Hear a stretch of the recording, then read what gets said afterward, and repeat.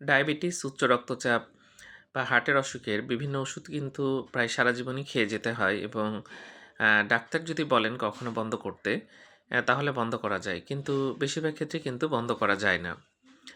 তো যাই হোক, যাদের অনেক সময় আমরা দেখি যাদের প্রেশারের ওষুধ খান, হঠাৎ করে খারাপ লাগছে, তখন দেখা যাচ্ছে ওষুধ খাচ্ছেন। আবার যখন ভালো লাগে তখন বন্ধ করেন।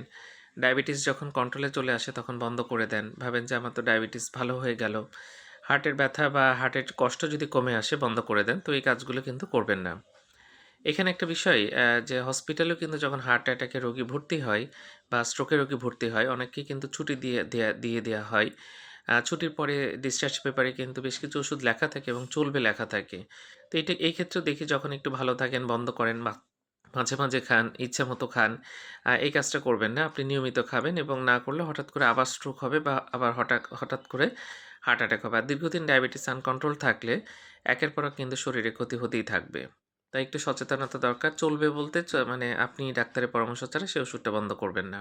ধন্যবাদ সবাইকে।